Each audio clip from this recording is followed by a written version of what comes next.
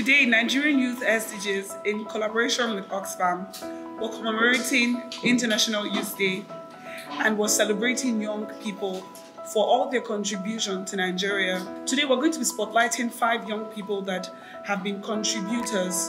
They have been innovative, they have supported so much, and that they've been a voice for the Nigerian youth and an example of who the Nigerian young person should be. We're also going to be honoring 5 other people that have spoken.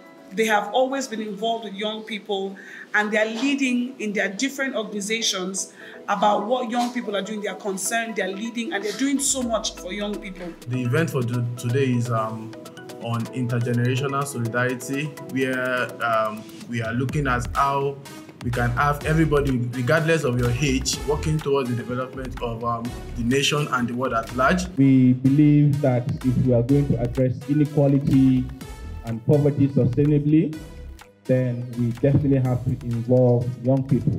We have to consult young people, we have to engage young people, and we have to also work with young people. You know that saying that says you cannot shave somebody's head in absence. You cannot decide what will work for me without in my absence. It's not possible. We have to communicate, proper communication. So how do you communicate? How do you reach out? How do you access? How do you participate? How do you collaborate? When you look at your environment, please look at it from, an aspect of opportunity. How can you solve a problem? Because if you look at your environment and everything you see is problem, that means you're a problem. So do not look at younger people and say they don't have anything to offer. No, give them opportunity and just allow them to flourish. A lot of the challenges that we face as young people that has limited inclusion, diversity, and equity. There is age discrimination, especially in participation in things that directly affect us. So politics, for instance. There are also cultural barriers that influences gender equity. How are we funding young people's initiatives? We now have more young people coming on the space, maybe environment, maybe energy, renewable space. How are we funding their initiatives to see that they're able to do more?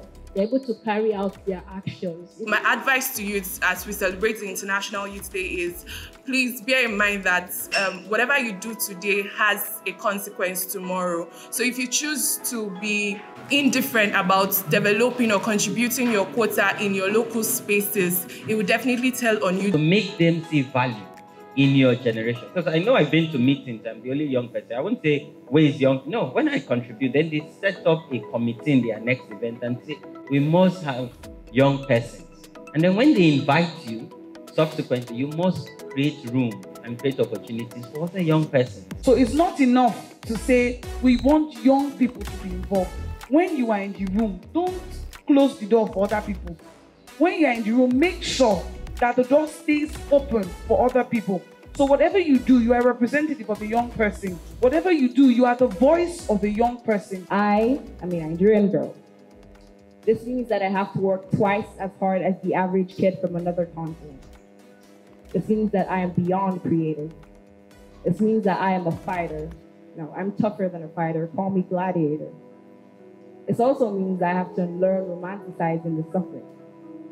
I choose to no longer glorify my ability to withstand pain. My worth is not measured by how much suffering I can endure. Look, ancestors, I did it. I didn't break for this long. Lies. This is not a weightlifting championship. There are no trophies for this burden. I am a Nigerian girl.